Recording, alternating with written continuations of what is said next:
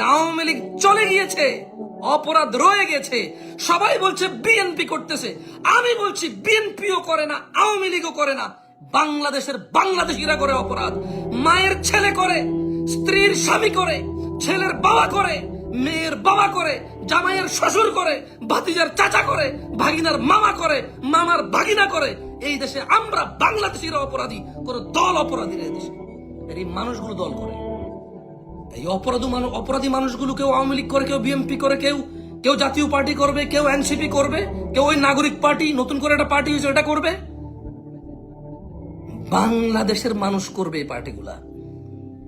এরপর দোষ দেবে বিএনপি, দোষ দেবে আওয়ামী লীগ, দোষ দেবে এনসিপি, দোষ দেবে জাতীয় পার্টি, দোষ দেবে জামাত ইসলাম, দোষ দেবে হেফাজত ইসলাম।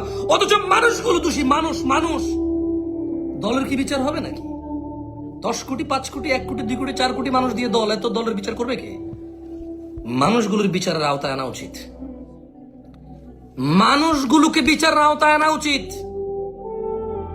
দল নিয়ে কথা বললে দল বলবে যে আমরা ওকে বহিষ্কার করে দিয়েছি। বিএনপির মধ্যে এরকম লোক হইতে পারে না, জামাত ইসলামের মধ্যে এরকম লোক সহ্য করতে পারি না, আওয়ামী লীগের মধ্যে এমন লোক আমরা পছন্দ করি না, আমরা তাকে দল থেকে বহিষ্কার করেছি বহু আগে। ব্যাস, দল বেঁচে গেল, দল বেঁচে গেল। পুলিশ করলে পুলিশ বলবে আমরা তোকে বরখাস্ত করেছি, আর্মি করলে আর্মি আমরা তোকে বরখাস্ত করেছি। জামশেদ মজুমদারের মতো কোন মাদ্রাসায় চাকরি করে যদি হুজুর করে কোনো অন্যায়, মাদ্রাসা বলবে আমরা তো ওনাকে চাকরিচ্যুত করেছি, বহিষ্কার করে দিয়েছি, আপনারা যা বিচার করেন করেন।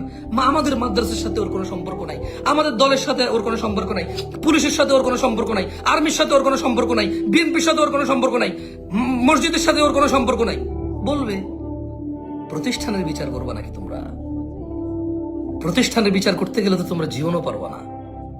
তোমরা বিচার করতে হবে মানুষের। মানুষটা অপরাধী।